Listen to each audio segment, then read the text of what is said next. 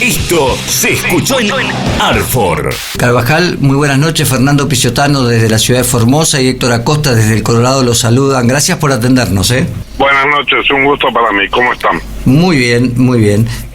Por supuesto que ya pasada la efervescencia, no lo habíamos llamado hasta el momento porque yo creo que recién es momento como para hacer un balance, ¿no? De lo que pasó en el acto eleccionario, de la performance de los distintos candidatos.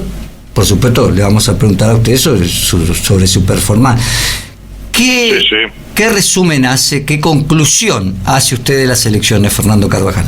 Bueno, claramente que el gobierno ha ratificado los resultados que viene obteniendo en las últimas elecciones para candidato a gobernador. Yo creo que esto sucede por un cúmulo de causas. Adelanto ya, sin duda que tenemos desde la oposición que formularnos una autocrítica, pero también debo ser justo de que esa autocrítica que nos formulemos tiene que estar en el contexto concreto de la realidad de la provincia de Formosa, donde no se da un escenario electoral normal y habitual como sucede en otras provincias, que son la disputa de partidos contra partidos, sino que acá tenemos por un lado todo un aparato gubernamental, todo un Estado, desde el gobernador hasta el último empleado o policía de la provincia, puesto al servicio del gobierno y de la propuesta del gobierno, y enfrente un modesto frente opositor que tratamos de hacer lo que podemos. Claro. Sumado a un contexto de una legislación electoral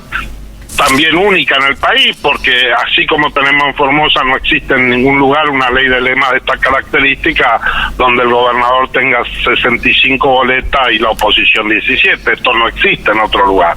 Entonces ese es el contexto. Ahora, dicho esto, decir que desde la oposición evidentemente nos ha faltado la capacidad de mostrarnos realmente como una alternativa superadora, y si bien creo que hice de mi parte y del equipo que integro el intento de demostrar de que teníamos vocación de gobierno, hicimos una plataforma electoral como hacía años que no se hacía, la difundimos, la imprimimos, la llevamos, la tratamos de trasladar, pero evidentemente algo hemos fallado porque la sociedad no nos ha acompañado, y de hecho hay que decir también ha aparecido un reclamo hacia la oposición que ha posibilitado el crecimiento de otras figuras que han aparecido en el escenario, que claramente es un reclamo contra los errores que evidentemente viene cometiendo la oposición y de los cuales hay que tomar nota para empezar a corregir estas cosas.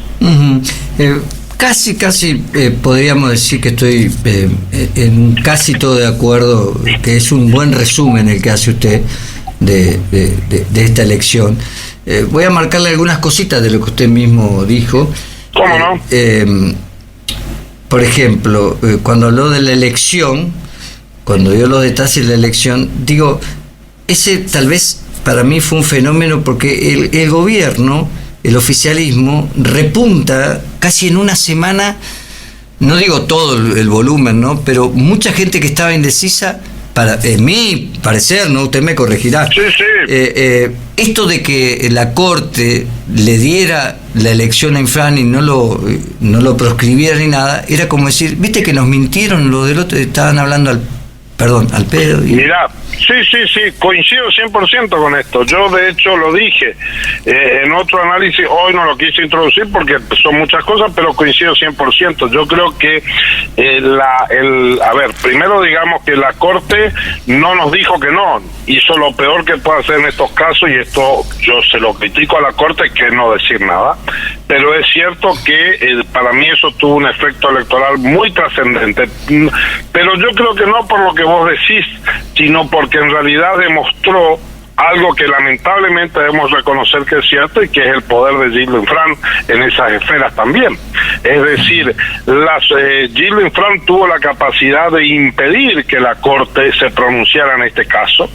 ¿Es más poderoso que la justicia, Infran, dice usted? Y yo creo que terminó demostrando que sí, que tiene el poder de impedir que la Corte le dijera, que sin duda tiene más poder que Uñac, digo, ¿no? Es decir, a Uñac la Corte le dijo, no, 16 años no podés ser otra vez. Y Gildo Infran va por 40 años y la Corte no se animó a decirle. Y esto confirmó... Aunque diga cosas distintas, ¿no? Aunque las...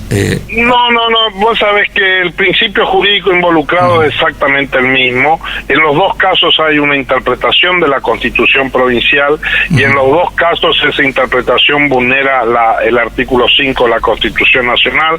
Yo creo que el caso jurídico... Pero digo, si fuera como vos decís, la Corte le hubiera resultado muy fácil decirnos que no.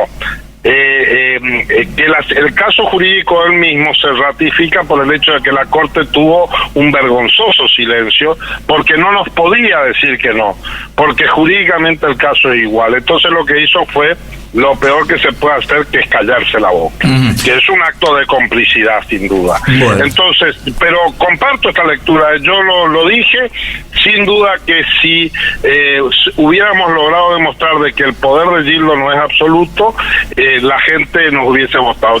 Estas son una de las cosas que pasan en Arfor. Vos también podés ser parte. Comunicate al 3705-012123.